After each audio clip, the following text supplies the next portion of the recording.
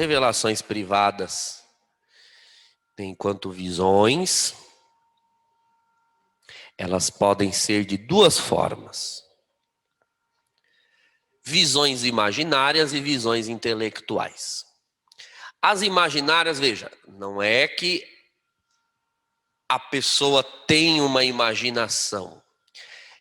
É que a visão é dada à imaginação. Então, uma coisa é você ver algo na sua mente porque a sua imaginação produz. Outra coisa é você ver algo na sua mente porque isso foi dado à sua imaginação.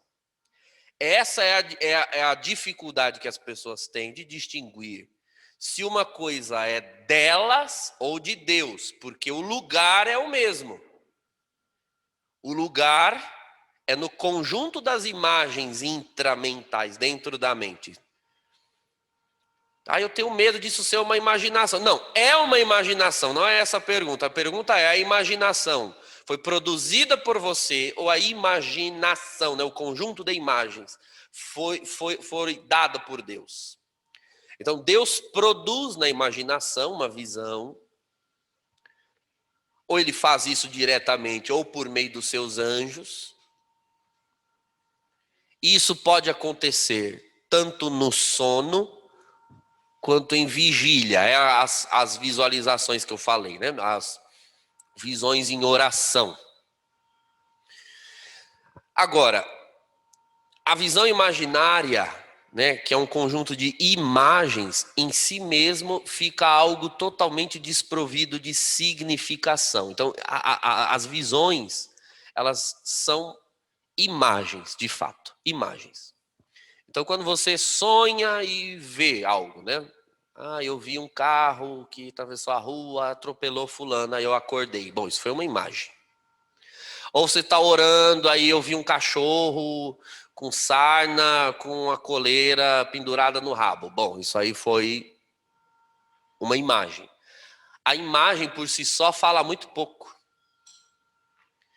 Então, as pessoas que começam numa vida espiritual, num diálogo com Deus, quando elas começam a buscar a invocação do Espírito Santo e começam a nutrir dentro delas uma expectativa por resposta na oração, então você tem a oração elevada a Deus e você espera a resposta. No início da vida cristã, no início da vida espiritual, a tendência é de termos muito mais visões imaginárias. Ver, né, ter imagens. É a tendência. Mas é preciso progredir para o segundo patamar das visões espirituais, que são as visões intelectuais, ou seja, as visões mentais. São percepções que a alma tem de alguma verdade espiritual que pode ou não ser acompanhada de uma visão imaginária, né? Ou seja, de imagens. E aí o que eu quero dizer aí no slide com que isso exige prática da via unitiva para o conhecimento da voz divina. É assim. Você ora e recebe imagens. Eu costumo dizer que existem fases. A fase em que a pessoa recebe muitas imagens, né, revelações por imagens, em sonho. É ainda um estágio muito primitivo, vamos assim dizer, dessa capacidade de ouvir a Deus. Muito primitivo, porque o sonho, além de ser uma imaginação, ele ainda tem o agravante de ser uma atividade cerebral constante, uma atividade do inconsciente. A imaginação natural, por exemplo, eu estou falando aqui agora, você está acordado, você pode imaginar agora, imagine agora uma nuvem, aí você imagina um avião, aí você imagina a asa do avião pegando fogo, eu estou falando, você está imaginando. Todas essas imagens são conscientes, você as produz. Agora, no sonho, o seu inconsciente produz muitas imagens, nós sonhamos todas as noites, pode ser que a consciência não tenha memória. Quando nós acordamos de manhã e dizemos, nossa, hoje eu não sonhei com nada. Não, você sonhou, porque o sonho é uma permanente atividade do inconsciente. O cérebro é o órgão do corpo que, obviamente, não pode parar, porque dele depende o funcionamento de todo o resto do corpo. Então, em estado de sono, o cérebro fica constantemente produzindo imagens que ele obtém do inconsciente. Só que pode ser que, passadas as horas de sono, as imagens produzidas pelo cérebro não cheguem ao consciente. Então você não lembra do sonho, mas você os teve. Todas as noites nós temos. Mas pode ser que a consciência não capture, né? Ou seja, eles não se tornam objeto da memória ao acordar. Então o sonho tem esse agravante. Por isso que Eclesiástico, no capítulo 34, quando você pega esse texto, Eclesiástico 34, você vê ali um discernimento da Escritura bastante negativo em relação aos sonhos. E olha que é Antigo Testamento, Eclesiástico é do século 3 antes de Cristo. Diz lá que os sonhos são uma projeção da própria pessoa. E muitos se perderam por acreditar neles. Está escrito. É sempre assim? Não, nós temos relatos de José, por exemplo, que interpretava sonhos no Egito, ou de São José, com o qual Deus falou por meio de sonhos, mas percebam que são exceções. Geralmente, o modo como Deus fala com a pessoa é em vigília, ou seja, acordada. É o modo seguro. O sonho não é seguro, a não ser que ele seja confirmado pelas visões intelectuais, que é o segundo passo. Ou seja, visões que eu recebo acordado, em vigília. Elas vão precisar de discernimento. Porque a história do sonho é sempre a seguinte. Você sonha, não tem como saber se era real.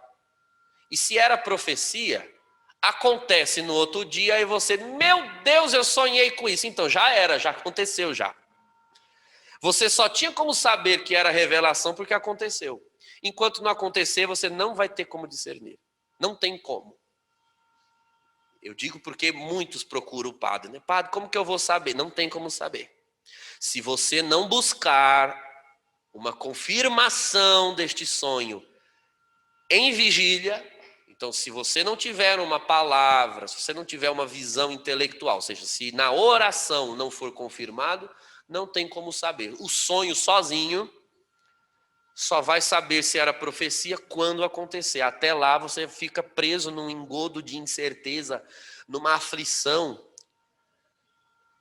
Então a experiência que eu pessoalmente tenho como diretor espiritual de muitas pessoas é que quando se progride na via unitiva é o caminho de união com Deus.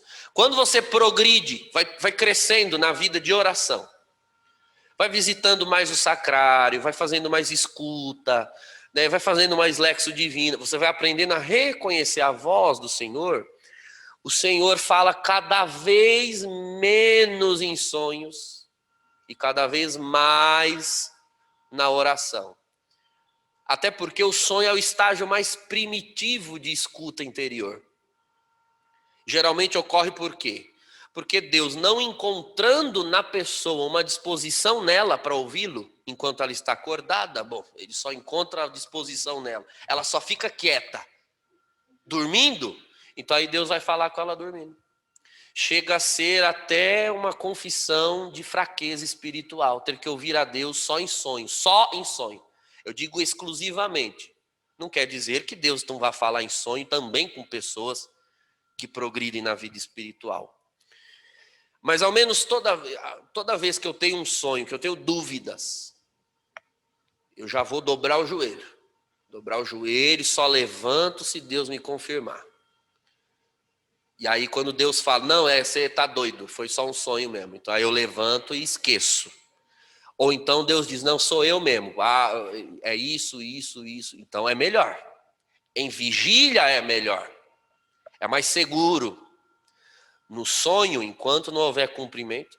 Ou então as pessoas que nos procuram nas comunidades, nos grupos de oração, elas começam a ter esse primeiro contato com a revelação privada, né, a locução interior, por meio de sonhos. A maioria. A pessoa é batizada no Espírito Santo, no outro dia ela está sonhando. É o início. Você precisa lapidar essa pedra, esse dom que está bruto, e se nós não lapidarmos na esteira carismática, ela corre o risco de procurar outras respostas para esses sonhos. Não são poucas pessoas a quem Deus quer falar e acabam indo por caminhos de espiritismo ou de espiritualismo esotérico, porque não houve na comunidade cristã quem as orientasse para a escuta espiritual correta. Isso lá na frente vai redundar em problemas espirituais seríssimos.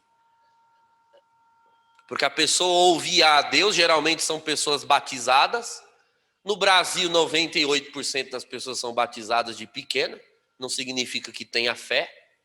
Então, porque são batizadas, tem uma presença do Espírito Santo nas suas almas. Cedo ou tarde, indo à igreja ou não, tendo a fé ou não, o Espírito Santo pode querer falar, conduzir, se manifestar. E muitas vão procurar respostas em lugares incompatíveis com o Evangelho, no qual vão manipular esse dom. Então, eu atendo muitas pessoas que foram ao espiritismo tendo visões, sonhos, revelações, e as coisas iam se cumprindo, sobretudo profecias, procuraram os padres e foram desenganadas, né? Isso é besteira, isso não existe, esses padres mais progressistas. E foram encontrar amparo no espiritismo, sob a justificativa de que eram médiums. E elas começam a usar aquilo que era um dom de Deus num contexto fora do Evangelho. A longo prazo, elas começam a desenvolver transtornos de ansiedade, depressão, problemas até físicos, doenças físicas, que são as chamadas falsas enfermidades. As falsas enfermidades são doenças físicas cuja causa não é encontrada pela medicina. A pessoa faz uma terapia e a psicóloga ou o psicólogo diz: olha, você salva a loucura que todo mundo tem, porque todo mundo é doido um pouco, você não tem nada aqui, você não tem um trauma, você não perdeu ninguém, você não está num luto, você não está sob estresse, é diferente. Eu não sei dizer, não é psicossomática, você vai ver, é espiritual. Ela está lá querendo praticar revelações como se fosse mediunidade. O espírito dela está contristado, o espírito dela. Não, claro que o espírito de Deus também, porque ela está numa situação idolátrica.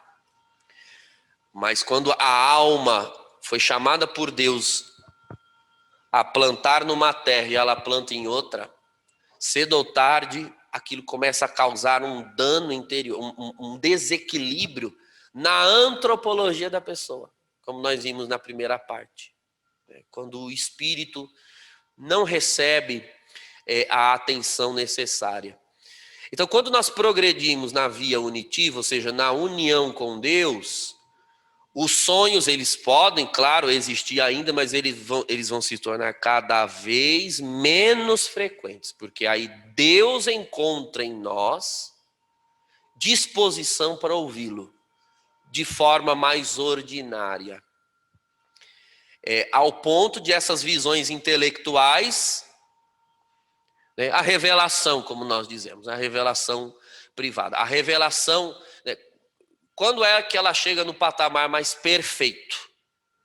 Então, o patamar mais primitivo, sonhos.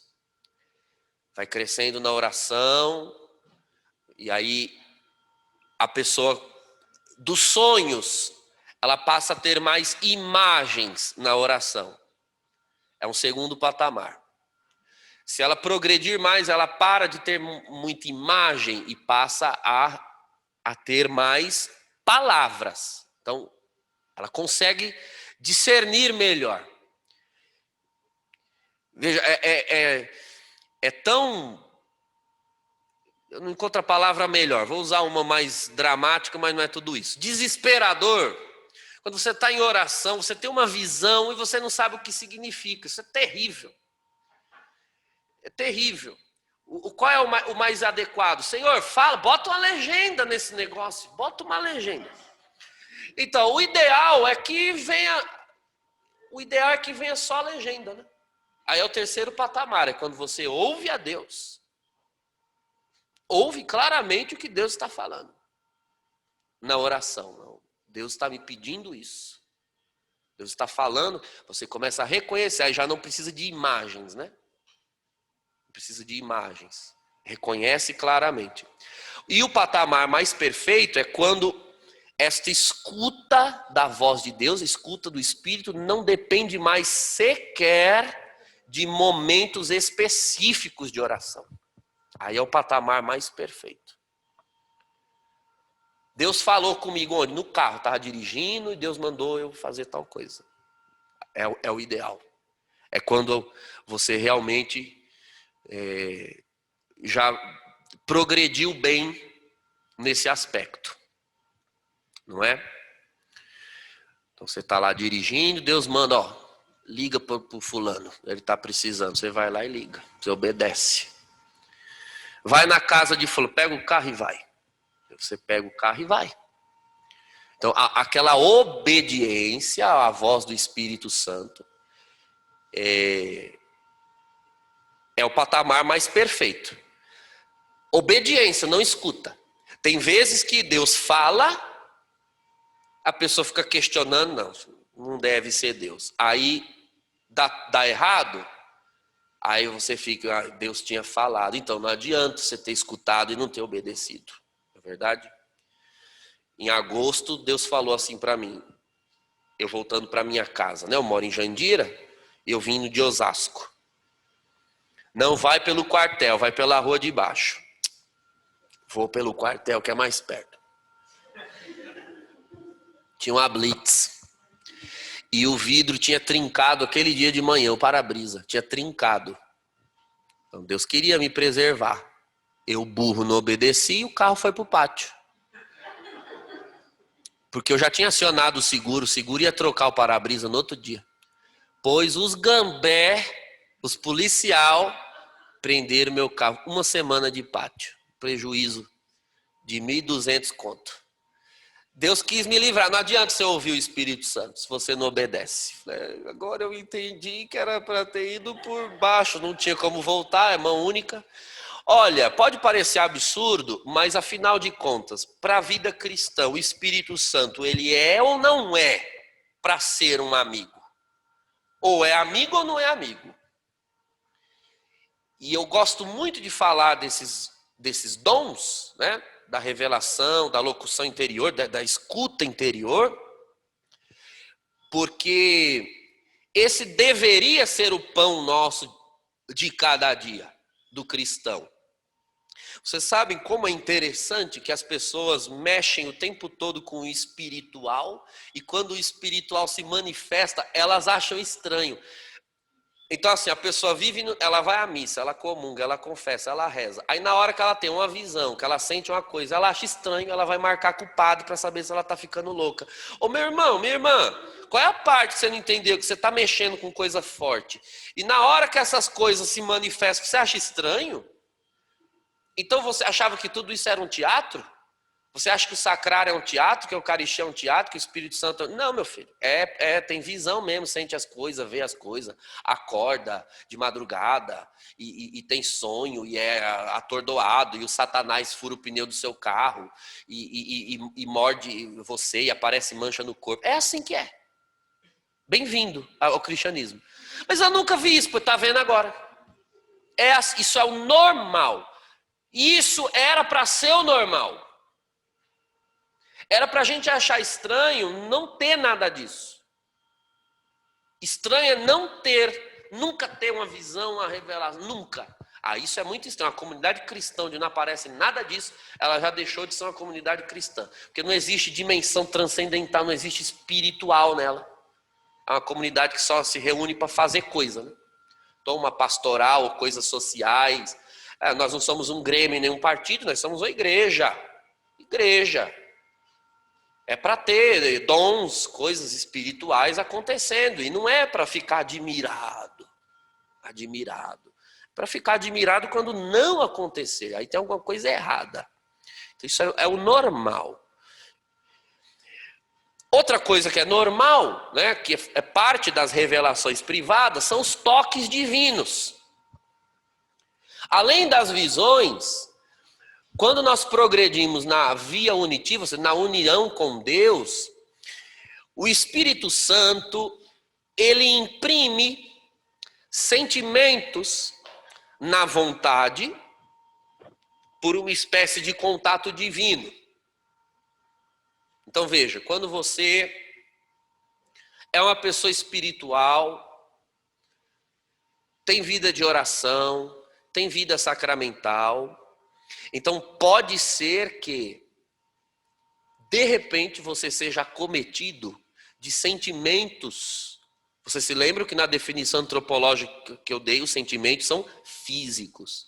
Só que o sentimento físico, ele precisa de causas externas para ativá-los. Então, ninguém fica alegre do nada. Tem que ter um estímulo para a alegria. Então, eu conto uma piada, você ri. Você vê uma videocassetada, você ri.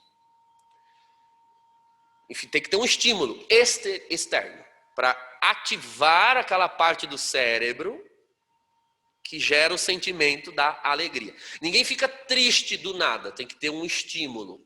Então você recebe uma notícia ruim, alguma coisa te entristece. Sempre são estímulos externos. Ira, né, a raiva. Você não fica com raiva do nada, alguma coisa causa isso, vem de fora.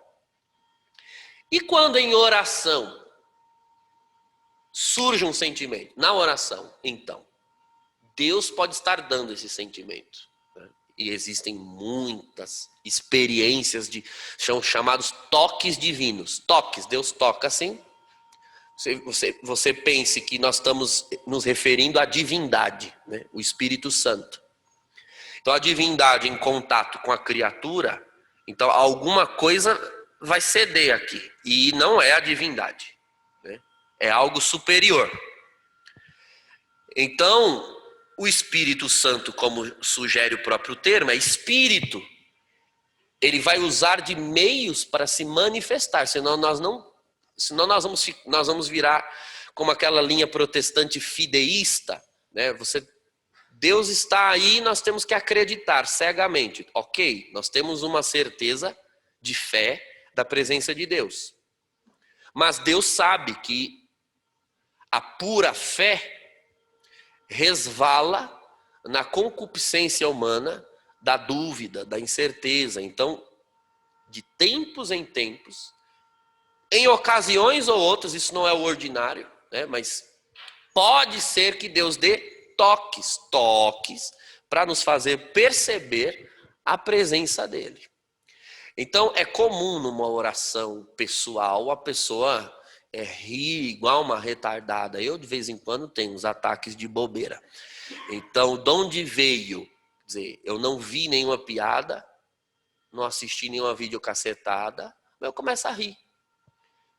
Então, o Espírito Santo vem e dá aquela alegria.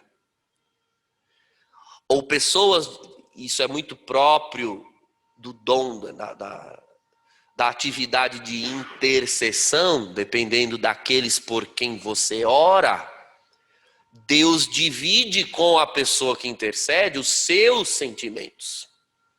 Essa é uma parte que ninguém gosta muito. Ninguém gosta, mas faz parte do discipulado. Se nós queremos caminhar com Jesus, nós temos que estar preparados para compartilhar do coração dele. Então tem pessoas que em oração sentem profunda tristeza, né? Então ela tem uma visão imaginária, vem a figura de alguém e elas começam a chorar, choram, e sentem uma profunda dor, uma profunda tristeza. Deus está revelando ou o que a pessoa está sentindo, ou o que Deus sente a respeito da pessoa. Veja, o Espírito Santo comunica. E assim vai. Agora, existem esses toques divinos, isso é um pouco mais comum até, desses toques divinos que extravasam ao nível físico, gerando sensações. Então isso aqui é outra coisa que as pessoas ficam estranhando e não deveriam estranhar, porque isso aqui também é ordinário, sobretudo em oração,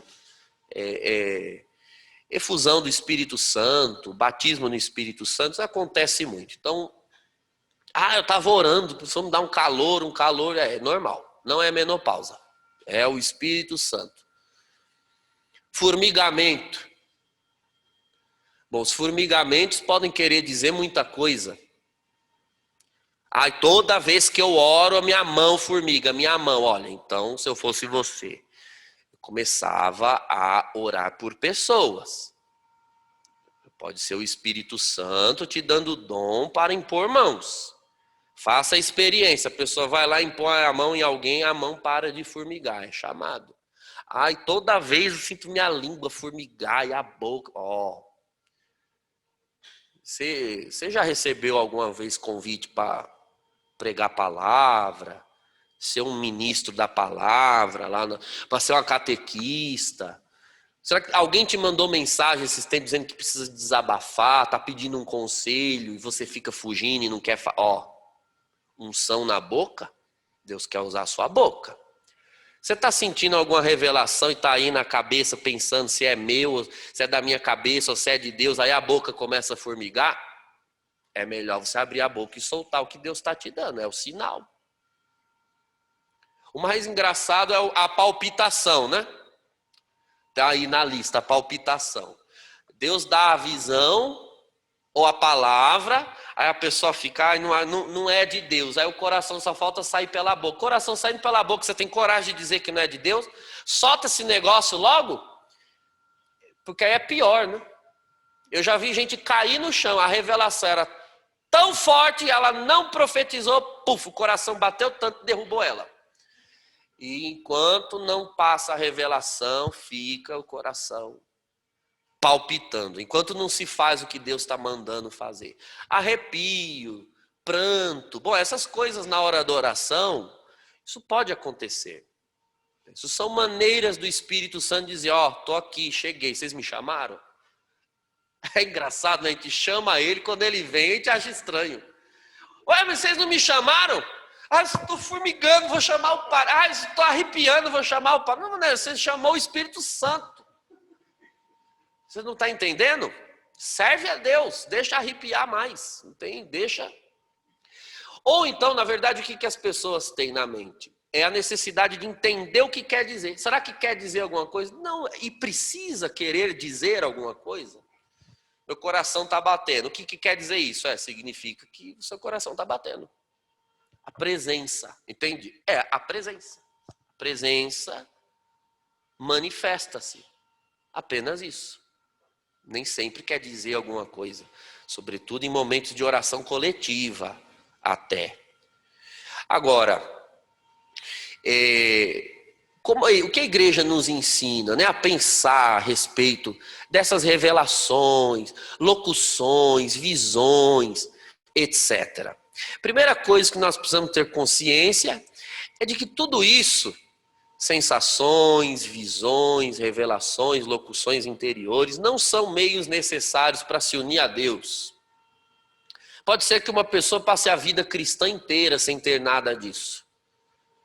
Os critérios de doação pertencem a Deus. E Ele dá a quem Ele quer dar. Embora habitualmente Ele não dê aos tíbios. Então, puxa vida, eu vejo o povo orando, diz que sentiu isso, que viu aquilo, eu não sinto nada. Bom, pode ser duas coisas. Primeiro, você não reza. Segundo, você já passou dessa fase, né? Eu mesmo, Padre Douglas Pedro Lima, RG 3948716/X, eu acho lindo as pessoas dizendo, eu orei, eu vi isso, eu senti aquilo, eu vi choro, eu vi, tinha um anjo aqui, acho tão bonito, há anos eu não sei o que é isso, não vejo nada, não sinto nada, mas eu lembro que no começo de caminhada a gente andava assim a 2 palmos do chão, né? Tudo era uma sensação, um sentimento. Qual é o critério? Não sei, é de Deus. Ele decide para quem dá, quando tira. Agora, aqueles que são fervorosos, então os tíbios, os frios, aí realmente não vão ter nunca, né? Não vão ter nunca. Outro termo para se referir a esses toques são consolações. Consolações. Então, às vezes Deus nos dá essas consolações. Um critério, né, muito usado pela igreja, principalmente no que se refere à vida dos santos, quando sentiam essas coisas, tinham visões, revelações. É importante saber que o diabo, ele é invejoso desde o princípio. E o diabo não é criador de nada. Ou seja, ele não pode criar nada do nada. Ele não é criador, mas ele é criativo. Ou seja, ele inventa a partir do que existe e ele imita a Deus, desde o princípio. O pecado original não é exatamente esse, sereis como deuses, querer fazer o que Deus faz, querer realizar o que Deus realiza. Então o diabo, ele macaqueia as manifestações do Espírito Santo, ele pode imitar todas elas. Então o diabo macaqueia, imita. E a carne, agora falando da natureza humana. A natureza humana, ela pode se viciar nessas coisas. Entende? Então, por que que muitos, no início da vida cristã, uma pessoa é batizada no Espírito Santo, se converte? Toda oração que ela vai, ela esborracha no chão. Toda oração que ela vai, ela se arrepia. Toda oração que ela vai, ela tem esses toques, ela tem essas emoções, ela tem essas consolações. São maneiras de Deus demonstrar que é presente na vida dela, que a chama constantemente, que a quer com Ele. Só que veja, se Deus deixar a pessoa sentindo isso a vida inteira, ela vai começar, aquilo que é uma consolação, aquilo que é uma graça, com o tempo pode se tornar um mal. Pode se tornar uma gula espiritual. Por quê? A pessoa começa a buscar então a oração para sentir estas coisas. E ela não percebe que ela não está mais buscando a oração por causa de Deus, para encontrar a Deus. Ela está buscando a oração para sentir coisas. E, portanto, ela está se buscando na oração, né? O seu arrepio, o seu choro, o seu pranto, a sua emoção, ela cai numa idolatria. Então, mesmo Deus que dá os toques, chega uma hora que ele retira, porque senão a pessoa não cresce, ela não progride. Por isso eu uso o termo, a carne vicia. Nós não podemos ter vício em consolações. As consolações são esperanças. Chegará o tempo de nós vivermos sob efeito delas, na vida eterna. Na vida eterna, tudo será uma grande consolação. Agora, aqui, os frutos de vida cristã, as virtudes, né, o conteúdo em conformidade com a fé, a moral, a obediência aos pastores, isso são critérios de autenticidade do cristianismo da pessoa. Então, esse período da emoção, ele às vezes pode durar muito tempo até. Muito tempo. Dura meses, dura um ano, dura 2. Quando Deus retira, é aqui você vê se a pessoa entendeu e atingiu a autenticidade cristã. Como você vai ver? Com a perseverança ou não dela. É muito comum pessoas, como diz São Paulo aos Gálatas, começarem no espírito, terminarem na carne. Elas começam bem, enquanto choram e se arrepiam. Terminou, ela deixa a igreja. Ela começa, como ela é viciada em prazeres emocionais, a igreja já não oferece isso, ela vai buscar de novo prazeres carnais. E ela volta para o mundo, para o pecado. Estão entendendo como tem uma função, esses toques divinos, mas são perigosos se nós não transcendermos a eles, né? Não formos um pouco mais além. Clica aí para eu mudar o slide. Eu vou só ler só mais um e o resto nós vamos continuar amanhã. Uma outra coisa é que esses toques divinos, essas consolações, estão sujeitas a ilusões também. E a interferência psicológica de quem recebe. Então tem que se considerar muita coisa. Quando a igreja vai estudar a vida da pessoa, para declará-la beata, né, por exemplo, eles vão verificar isso daí. Que ambientes ela frequentou, quem era o diretor espiritual, tudo isso influencia. Vocês vejam, por exemplo, Santa Catarina de Sena, tem uma página da vida dela, em que ela diz que ela teve uma revelação, e na revelação, Deus disse a ela que a Virgem Maria não era concebida sem o pecado original. Tem essa página da vida dela. E aí, Santa Catarina é herege? Não, por duas razões. Primeiro, que o dogma não tinha sido proclamado ainda. Só foi proclamado por Pio IX, século XIX, e ela é bem anterior. Segundo, que Santa Catarina de Sena era da ordem terceira dominicana, e os dominicanos sempre foram contra a Imaculada Conceição de Nossa Senhora. Quem defendia essa tese eram os franciscanos, e eles brigaram séculos em torno disso. Então é óbvio que Santa Catarina estava influenciada pelo ambiente espiritual, pelo carisma dominicano. Então, isso tem que se considerar. E aí, essa revelação de Santa Catarina era autêntica? Não era. Era uma revelação. Então, vocês veem como uma revelação pode estar sujeita a essas coisas? Olha, eu vejo muito isso hoje ainda, né? Como, por exemplo, a pessoa quer muito que a irmã fique grávida, porque ela tem problemas para engravidar. O que vai de gente proclamar para ela que ela vai ficar grávida não está escrito. Então, eu não posso dizer que Deus não revelou, mas eu também aconselho a moça que está recebendo as pessoas dizendo isso, para ela ter cautela. Porque não dá para saber, minha irmã, se foi Deus mesmo que disse, ou se o desejo dos teus irmãos de verem você realizar o seu sonho é tão grande que elas podem se autossugerir essa imagem, essa palavra, entende? Então é muito complicado isso daí. Eu já recebi tanta profecia na minha época de renovação, que eu seria, olha, você vai ter 3 filhos, hein? Vão ser pregador da palavra. Então, o normal geralmente é que um rapaz vá se casar, vai ter uma família.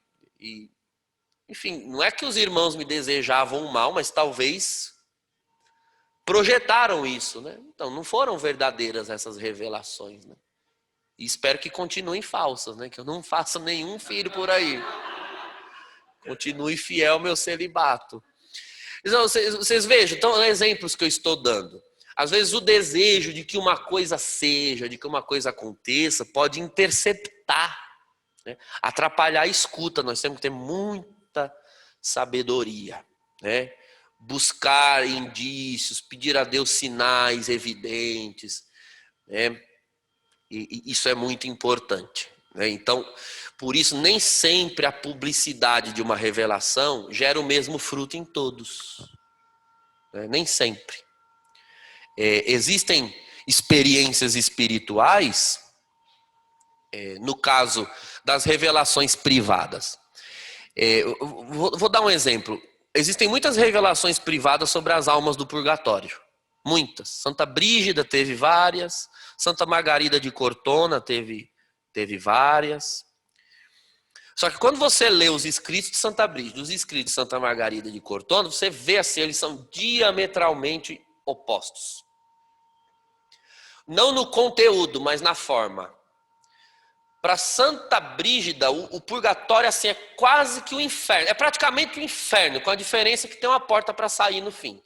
Mas o tormento, os sofrimentos, é um inferno. Então, Santa Brígida era uma mulher de temperamento bastante colérico, uma mulher muito firme, muito ascética, muito penitente, uma pessoa que exigia muito de si. E é normal que uma pessoa dessas, ao ter uma revelação, ela vai ter uma revelação tão xiita quanto a própria vida dela, né? Ela projeta-se também na sua revelação. Já Santa Margarida de Cortona era também uma mulher, claro, ascética, penitente, mas ela tinha um temperamento muito parecido, por exemplo, com Santa Teresinha, sabe? Uma pessoa mais doce, mansa, adocicada. Então, quando você lê o Purgatório de Santa Margarida de Cortona, parece assim uma salinha de aula. Tão gostoso, tem até um cafezinho. Então existe sim um sofrimento, mas é um sofrimento assim, ai, puxa vida, eu queria ver Jesus. Ai, você que quer? Ai, eu tô tão ansioso. Ai, então, olha, senta aqui. Olha, você fez isso, você fez aquilo. Vamos purificar? Ai, vamos purificar. É uma coisa assim, quase que lúdica. Eu faço essas comparações. Eu estou traduzindo o texto em linguagem um pouco mais cômica. Quer dizer, qual purgatório que eu prefiro? Eu prefiro de Santa Margarida de Cortona. Mas vocês vão de convir que muitas pessoas têm profunda devoção por Santa Brígida e os seus escritos. Aí você vai olhar a vida dessa pessoa, são aquelas pessoas assim que e se flagela, e faz jejum, e taca cera de vela na cara. É gente que gosta. Então vocês percebam que cada pessoa se santifica por uma via. Cada pessoa tem que encontrar a sua via de santificação. Você vai ter uma Santa Edviges que renunciou para o resto da vida o prazer do comer. Então ela mandou fazer uma pimenta na Polônia que ela carregava consigo, e qualquer comida que servia, ela jogava aquela pimenta, e ela só comia quando a comida estava assim, insuportável, o cheiro, os olhos ardendo, então ela comia aquilo. Ela renunciou o prazer na comida, ela não aceitava que a comida tivesse nenhum sabor. E você também vai ter um Santo Tomás de Aquino, que tinha um bucho desse tamanho, que precisou rasgar uma mesa para pôr a barriga, porque não cabia, porque era muito afino a comer. Quer dizer, eu sou mais devoto de São Tomás. Eu sou devoto. Mas tem irmãos e irmãs que já têm. Então vocês percebem qual revelação privada está certa e qual está errada? Não, nenhuma, é revelação privada. Com quem a sua vida espiritual se identifica? Então procure os santos que edificam você. E evite os escritos que desesperam você. Porque tem santos que desesperam a pessoa. Numa mesma comunidade, vou dar um outro exemplo que eu já peguei, né, de paróquia. Assim. No mesmo grupo de jovens, todos querem imitar Padre Pio de Petreutina. Ótimo, Padre Pio de Petreutina é um grande santo. Aí você tem um jovem que o imita com muita serenidade. E o outro que entra em pânico, em desespero, porque não consegue ser igual. Meu querido, você não vai ser igual ao Padre Pio. Pare com isso. O próprio Padre Pio dizia que ele era um mistério para si próprio. Nem ele entendia ele mesmo. Você briga com o demônio desde os 4 anos? Não. Você é um estigmatizado? Não. Você levita e se biloca? Não. Então sossega. Tem coisas da vida do Padre Pio que são imitáveis. O resto é admirável, mas não é imitável, porque são graças que ele recebeu. Trabalhe com as graças que você recebeu. Ele trabalhou com as que ele recebeu. Admire o Padre Pio, ame o Padre Pio, mas saiba que nem tudo dá para imitar. Você é padre igual ele? Não. Você é franciscano igual ele? Não. Então sossega.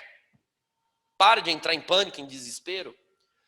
Os santos é para inspirar. Se está te dando desespero, você está olhando errado. Está olhando errado. Então entende como a igreja oferece um hall de santos tão numeroso que é para que você encontre aqueles com os quais se identificar.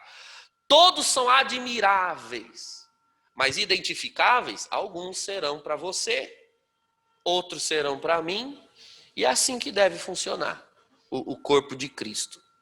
A pura fé vale mais do que a curiosidade. Então, existe o perigo da soberba espiritual também. Tem pessoas que gostariam de ter mais visões, revelações. Senhor, me dá esse dom. Eu vou servir melhor a sua igreja. Me dá esse dom. Eu vou fazer o bem. Você não sabe. Talvez Deus não te dê certos dons, não me dê certos dons, porque Ele sabe que a gente vai se lascar com esse dom na mão. Existe o perigo da soberba espiritual.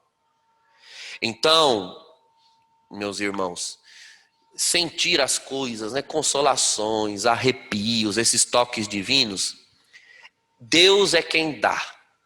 Não somos nós que arrancamos da mão dele. Não podemos arrancar da mão dele.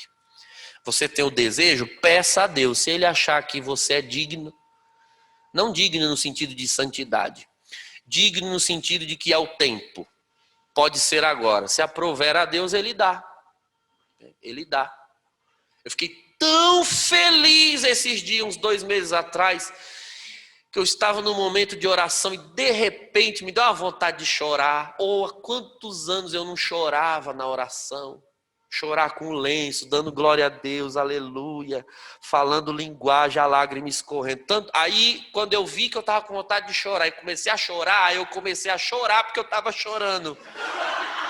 Fazia anos, muitos anos que eu não tinha assim uma emoção na oração. Porque a oração não é para emoção, é para o Senhor. Mas se o Senhor der uma emoção, é tão bom. Mas não é todo dia, né? Então ele deu, foi uma consolação, ele achou que era um dia bom para me dar, que bom. Faz 2 meses já, não deu de novo, acabou. Talvez daqui mais uns 10 anos ele dê de novo, não tem problema. Ele dá, a gente recebe. Se ele não dá, amém também, Senhor, eu te amarei mesmo assim. Isso é o cristianismo, é belo, perfeito, não somos nós que pegamos na mão dele, me dá um arrepio aqui. Se ele der, Deus. Se ele não der, ele continua sendo Senhor, né? Então amanhã nós vamos entrar na parte dos carismas. Tudo que eu citei sobre carismas no dia de hoje foram exemplos, foram casos, foram demonstrações. Amanhã a gente entra nos carismas e nos dons místicos para ficar bem evidente a diferença entre uma coisa e outra. Vai ter perguntas? Tá, então vamos para as perguntas. Quem está assistindo está mandando perguntas? Então agora vai ser liberado o áudio. E também a igreja que está aqui. Tá, aqui. Tá, você que não está aqui, nós estamos em 1.800 pessoas. Não, estou brincando. Estou brincando. Estamos aqui aglomerados. Pode fazer perguntas.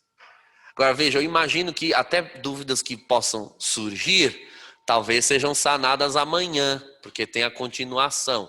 Mas se for sanada amanhã, eu aceno hoje e amanhã a gente aprofunda, né? Pode fazer a pergunta.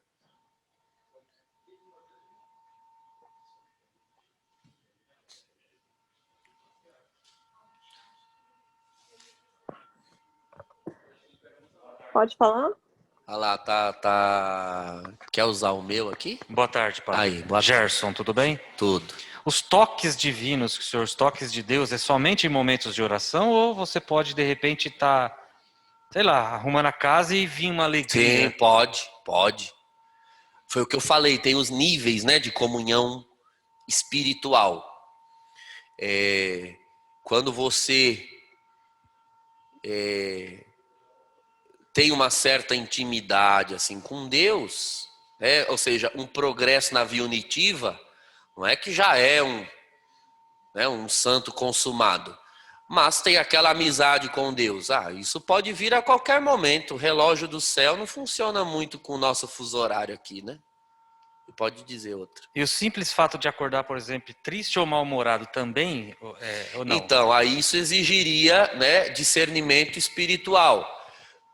Porque você viu na lista dos cuidados e cautelas que eu pus, como tudo pode sofrer interferências nossas, né, do nosso psicológico, do nosso emocional.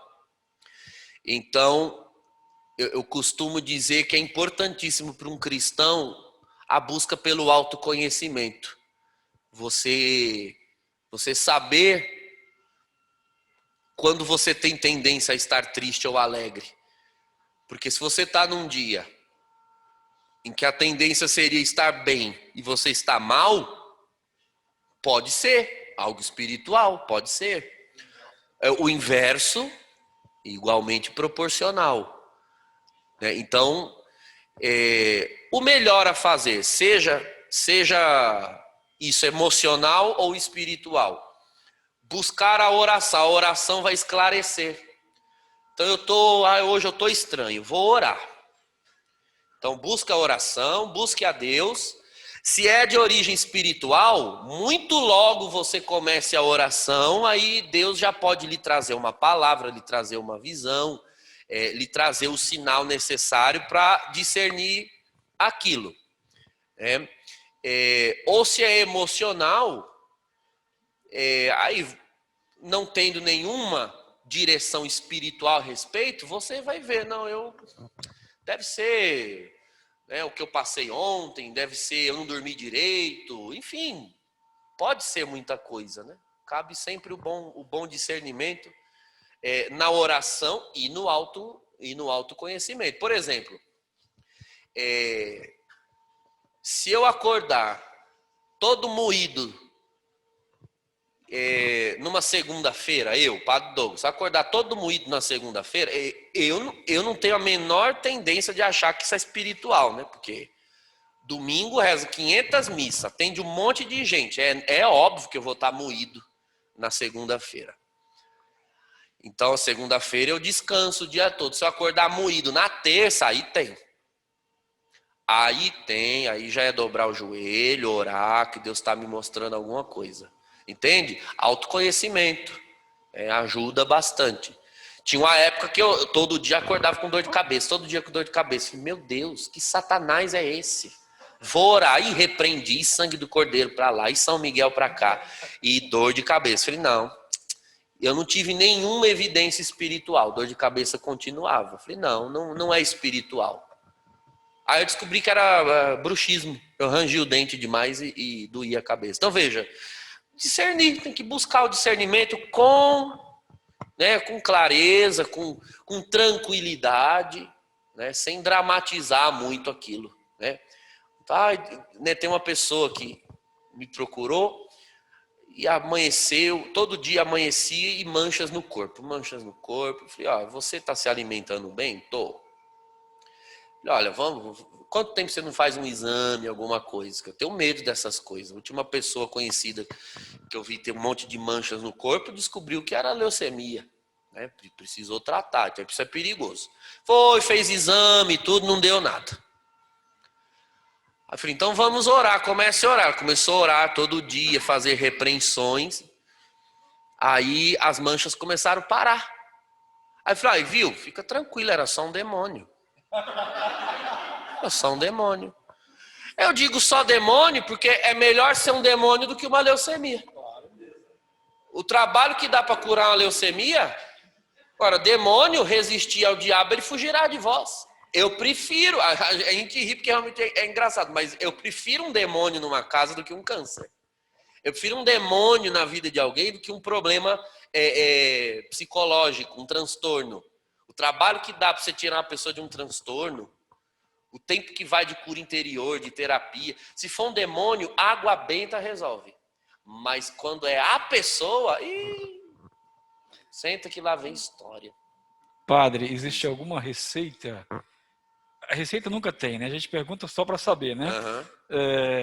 Para saber quando algo é autossugestão ou realmente é uma revelação, né? É uma pergunta básica, mas que muita gente tem dúvida, né? Uhum. Duas coisas. Tem duas receitas, eu diria.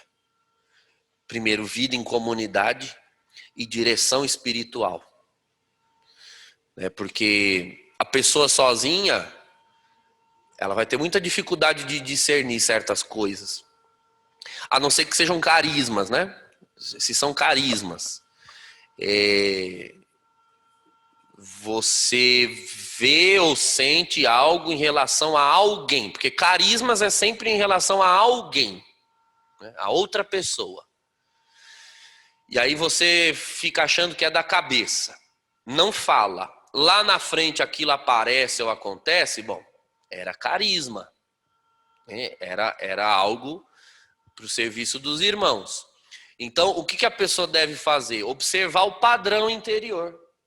Da próxima vez que eu ver e sentir da forma que eu vi e senti agora, eu já sei que é Deus falando. Existe um padrão assim, interior que você adquire, isso você adquire com a prática, né? Quem pratica os dons sabe o que eu estou falando. É uma coisa assim, realmente não tem uma receita de bolo. É o tempo.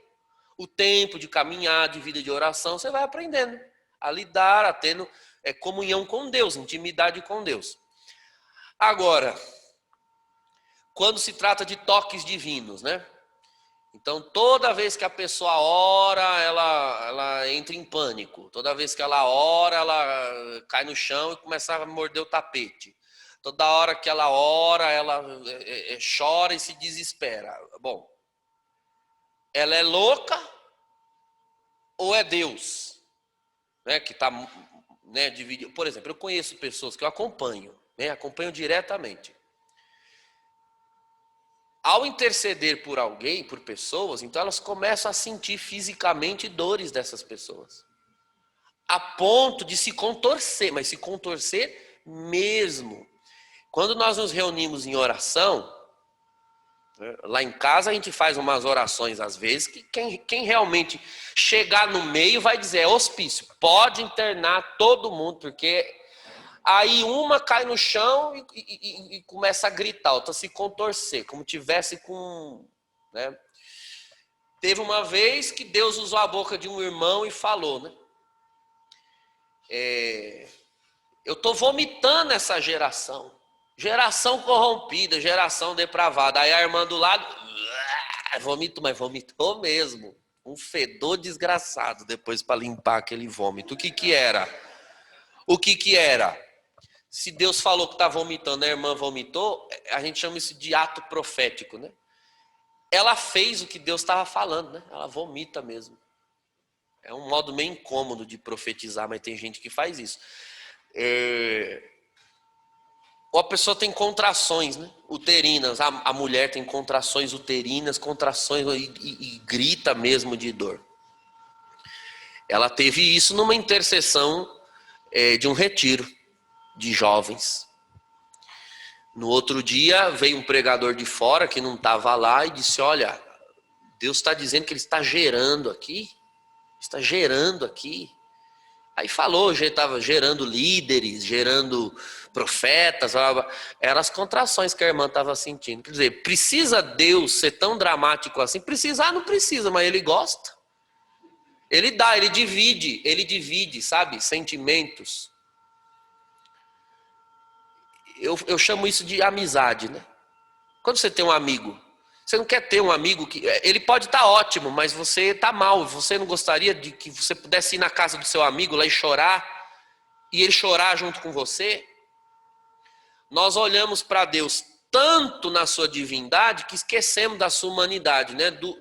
Daquele que procura abrigo nos corações. Então, se ele for na sua oração e dividir com você as dores do seu coração, você está disposto? Ou você só quer bênção, glória a Deus, aleluia? Então tem pessoas que sofrem dores de Cristo, choram lágrimas de Cristo. É o que Paulo dizia, né? Completando na nossa carne a paixão do Senhor. Então tem essas irmãs aí, e tem muitas pessoas por aí que tem essas sensações assim em oração também, né? Isso é normal. Agora, o que não pode, só para concluir o raciocínio, é a pessoa dizer, não quero mais. Que eu já uma pessoa da paróquia me procurou esses tempos. Não, tudo que eu sonho acontece, eu não quero mais isso não. Eu falei, então vira pagã, sai da igreja. Você quer servir a Deus ou você não quer? Deus está te dando profecia e você não quer receber?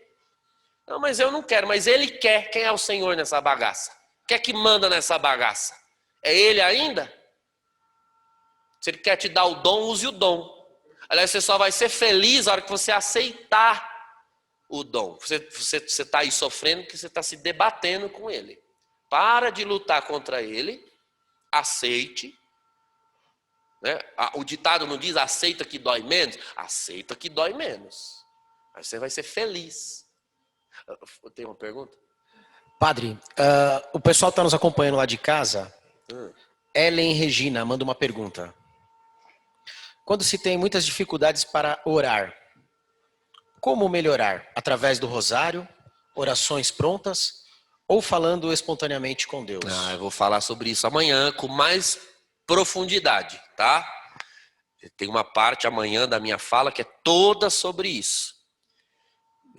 Nós precisamos muito de formação nessa parte da oração, de distinguir o que é a atividade espiritual, a atividade da nossa alma e o que são os métodos de espiritualidade.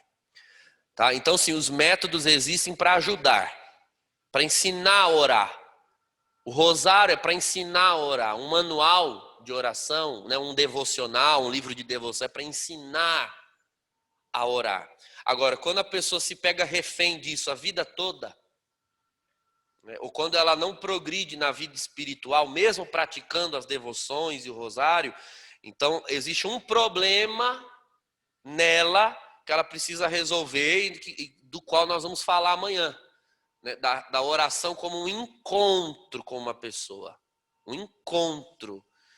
E não uma recitação formulada. Né, como se nós fôssemos pagãos. Né? O pagão é assim, ele recita, ele crê que as palavras em si mesmas têm força, ou de aplacar as divindades, ou de obter benefícios delas. Não se trata disso. A oração é um encontro com alguém. Entende? Diante do que eu vou dizer amanhã, você vai entender que uma pessoa pode recitar o rosário a vida toda, e nunca ter orado. É triste isso, porque o rosário é um método de contemplação, e a contemplação é um meio de oração, um meio. Tem outros meios de oração. Então, realmente, como nós temos um catolicismo ibérico, nós aqui do Brasil, de herança portuguesa, espanhola, as pessoas já associam imediatamente oração com terço, né, com rosário. E é um problema isso. Né? Uma coisa é a devoção, outra coisa é o devocionismo. E as pessoas precisam se purificar, né, e purificar a própria devoção para poder progredir. Mas amanhã eu vou falar mais sobre isso. Tá, muito bem. Conceição Alves pergunta: uma pessoa com testemunho de vida que não condiz com a vida cristã, como pode ser vaso ungido de bênçãos para outros? Eu vou falar sobre isso também amanhã, tá vendo? Foi o que eu falei, eu vi muitas perguntas, né? É porque o tema vai apontando, né?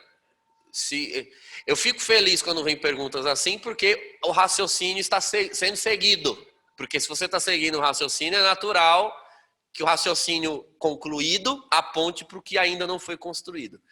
Então, o caminho é esse. Amanhã eu vou falar sobre isso, né, a distinção entre os carismas, né, os dons místicos.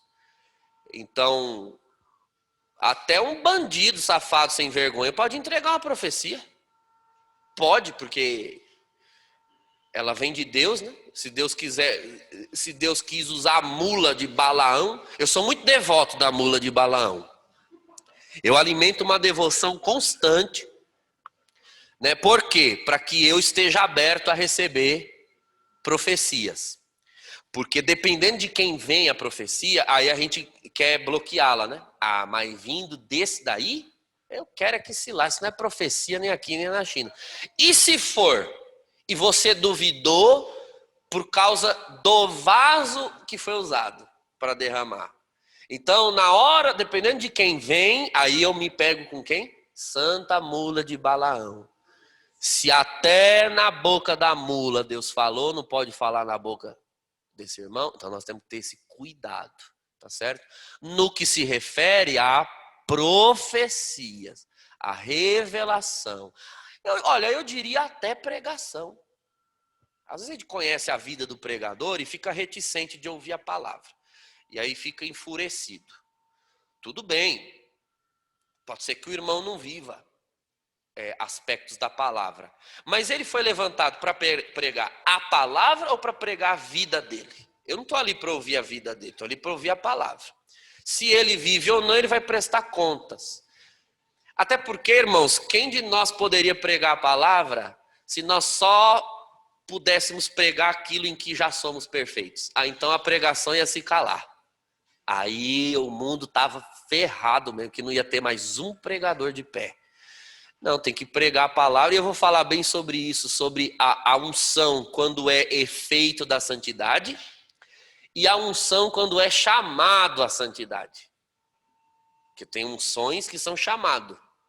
Ó, você não presta, mas eu estou te dando essa unção aqui, você não quer prestar a partir de agora?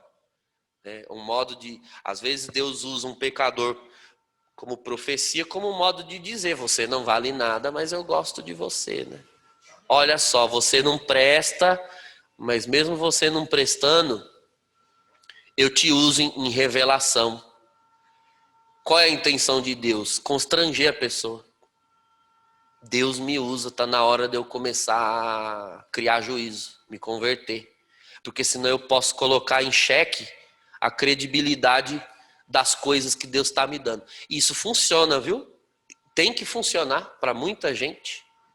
Eu mesmo acho que eu comecei a me emendar para valer quando eu comecei a pregar a palavra ali na adolescência, no começo de caminhada. Aí eu senti, opa, agora tem pessoas olhando para mim. Ou eu crio vergonha, ou a palavra vai ser colocada em xeque. Então é bom isso daí. O animal, quanto mais rebelde, mais preso ele tem que ficar. Então, quando Deus vê que você não presta, o que ele faz? Ele soca você numa pregação, soca você numa coordenação, vai socando. Vai te prendendo, porque se ele te deixar solto, você se perde mais fácil que os outros. Tem pessoas tão santas que podem se dar até o luxo de ficar no banco a vida toda sentada. Que ela nunca vai deixar o Senhor. Agora, Deus olhou para mim, Douglas Pinheiro. Isso é um safado, cretino, sem vergonha. É melhor enrolar ele todinho, vou botar uma batina, vou prender ele na obra até o pescoço. Porque se eu não prender, ele morde, destrói e se destrói. Vou prender ele. Eu aprendi isso com uma monja no Carmelo. Quando eu disse a ela, eu admiro tanto a senhora presa nessa clausura, ela disse isso, quanto mais selvagem o animal, mais preso ele tem que ficar. Eu estou aqui dentro, né, para salvar o mundo de mim, porque o mundo não merece uma pecadora como eu, e para que eu também possa salvar minha alma, né? Isso resolve tantos problemas, irmãos. As pessoas ficam se furtando. Não, eu não sou digno de pregar, não sou digno de coordenar. Mas você não é mesmo, você está sendo chamado porque você é a pior coisa que tem aqui. Então, você já não presta e ainda não vai pregar? Você já não presta e ainda não vai coordenar? Eu acho melhor você aceitar o que Deus está te dando, porque você não está com crédito na praça para recusar. É assim que eu vejo, irmãos. Então, eu não virei padre porque eu merecia. Mais pergunta? E padre, o seu testemunho revela isso tudo, não é? Então, eu sou macumbeiro. Se deixar, eu viro macumbeiro de novo, viu? Se deixar, eu viro. Então Deus falou, vou socar ele no altar. Porque até ele chegar na macumba, ele tem que passar por cima do altar, passar por cima dos bancos, para atravessar a porta e... Não. Então, o meu lugar, eu não posso me dar o luxo, né, de ficar sentado no banco do fundo. Porque senão eu ia sair de fininho e ninguém ia ver. Deus me prendeu sob os olhares da igreja para me vigiar. E aí eu não tenho volta. Né? Tá, e eu devo dizer ao senhor que a gente tem um trabalho aqui com a sobriedade, e lá a gente tem todos os dias essa revelação de que grandes profetas estão se levantando para Cristo porque já foram fortíssimos no outro time, né? Cara. E a gente luta muito para isso. É mais bonito quando você assume o que você é. Você vai lá na sobriedade. O que você é? Eu sou um cachaceiro convertido. Entendeu? É isso que eu sou.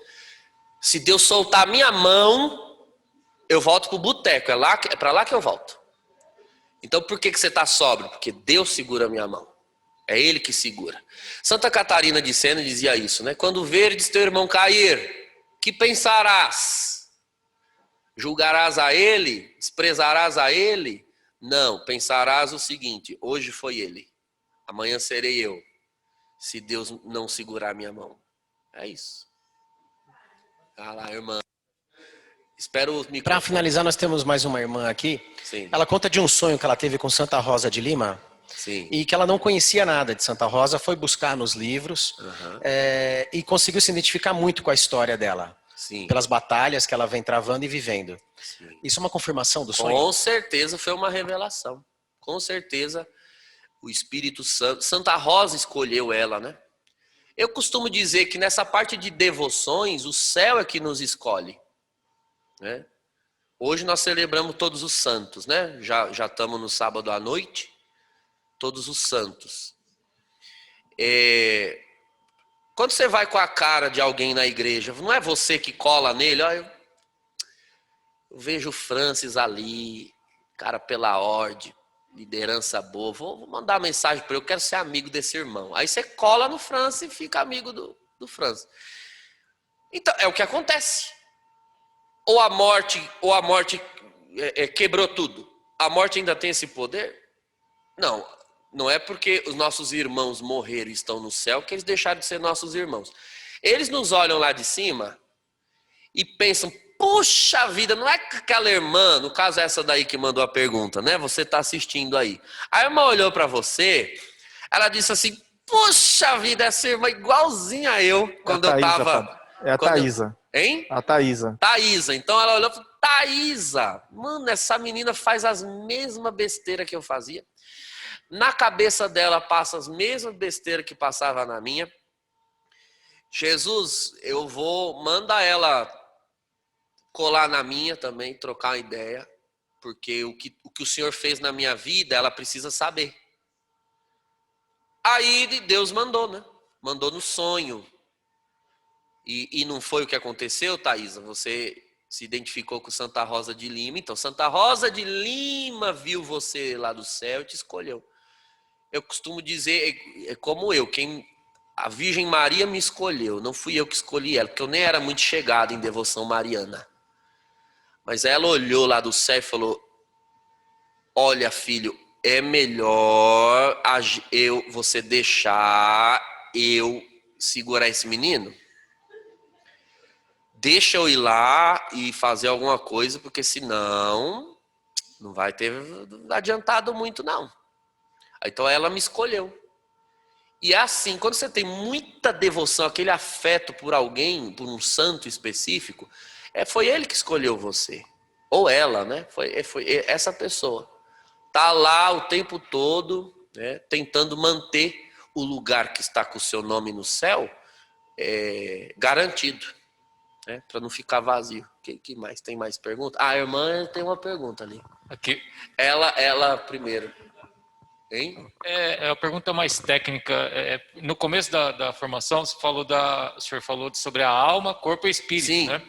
E tem um termo no catecismo que eu nunca compreendi totalmente, que diz assim, a unidade da alma e do corpo é tão profunda que se deve considerar a alma como a forma do corpo. Isso. Eu não entendo o que quer dizer isso, a alma como forma do corpo. Uhum. Gostaria que o senhor esclarecesse. É uma categoria teológica bem... Forma é o modo da matéria ser. É o modo da matéria ser. Então, por exemplo, qual é a forma da madeira? Depende. Madeira é a matéria. Forma, ela tem forma de banco, ela tem forma de porta, ela tem forma de escada, entende? É aquilo que dá consistência à matéria e que faz com que a matéria tenha sentido. Quer dizer, não existe uma matéria pura, solta. A matéria ela tem uma forma para que ela mesma seja útil. Então a alma é a forma do corpo, ou seja, você não é tudo que é material tem uma forma. Só que você não tem forma de cavalo, cachorro, mesa, pedra. Você tem forma humana, porque você tem uma alma humana. A alma humana dá a forma do seu corpo. Ou seja, esta matéria que você existe, foi criada com uma finalidade. E quem diz a finalidade do seu corpo? A sua alma. Ela diz a finalidade do seu corpo. Porque senão você vai tentar dar outra forma, né? ou outro fim para o seu corpo. Uma pessoa materialista, porque ela acha que a forma do seu corpo é o mundo criado. Então ela começa, a pessoa que acha que a forma do seu corpo é a comida. Ela vira uma glutona.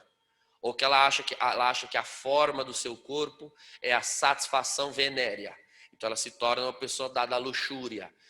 Enfim, ela procura em elementos criados a forma que ela deve adquirir. Então, o elemento criado que dá forma ao corpo humano é a alma espiritual. É a alma espiritual que aponta para o corpo a finalidade última dele. Então, uma alma espiritual, tudo que é espiritual só subsiste no Criador, no transcendente. Então, é para isso que o seu corpo foi feito. Tem um capítulo da Teologia do Corpo, de São João Paulo II, que trabalha esse parágrafo aí. Depois dá uma procurada lá. Cida. O senhor falou uma coisa que trouxe assim, muito consolo, sabe? Glória a Deus, aleluia.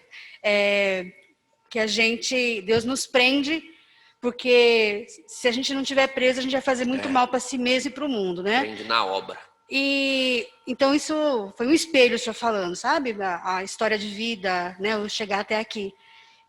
Mas assim, até onde é o equilíbrio entre confiar em Deus, que Ele vai nos levando, e o não se culpar, mas se forçar, eu não estou correspondendo, eu deveria render mais, crescer mais aqui, eu não estou conseguindo crescer. E porque eu percebo assim, às vezes a gente se cobra e cai na desconfiança de que Deus está agindo, apesar da gente não enxergar Ele agir. Então, onde que está uma coisa e outra coisa? Sim. Aí você tocou no outro extremo, né? Eu falei do extremo da inércia, a pessoa que se furta de fazer na obra, então ela tem que entender que ela foi chamada. Agora, quando ela entende que ela foi chamada e aceita, aí ela corre o risco de um outro extremo, que ela superou da inércia. Não, beleza, isso mesmo, vamos pregar, vamos servir e bola para frente. Só que aí tem o outro perigo, que é o do pelagianismo, né? Você foi chamado para fazer, só que não é você que vai fazer sozinho, hein? Aliás, se você tentar fazer sozinho, não vai dar certo. Que é o pelagianismo. É o excesso de confiança nas próprias capacidades. Então, o que é que vai corrigir isso? Aí, no pêndulo, olhar para o outro extremo, né? Eu falei, se eu não me engano, sobre isso exaustivamente no retiro que eu preguei para vocês, inclusive, da Frate. Né? Quem está nos assistindo, obviamente, não assistiu. Eu fiz um paralelo entre Marta e Maria. Olha como eu tenho cérebro bom. Eu tenho cérebro bom, mano. A parte do meu corpo, né, que funciona bem, graças a Deus, é o cérebro. E se eu tiver um derrame um dia, acabou. Para Douglas, vocês rezam. Que eu tenho meu instrumento de trabalho. Maria fica aos pés de Jesus. E Marta entende que está fazendo o melhor por Cristo e pela igreja. Cristo e a igreja, no caso, estão na sala dela. Jesus e os apóstolos.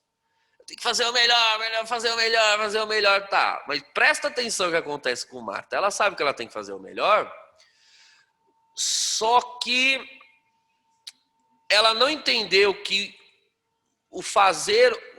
dar o melhor para Cristo não é dar apenas do trabalho, é dar-se também. Quando Ele nos chama para trabalhar na obra, Ele chama para trabalhar, né? Ele te chama para pôr a mão no arado, porque Ele sabe que junto com a mão vem você. O que Ele quer é você, não a sua mão. Entende? Então empurra o arado aqui. Põe a mão.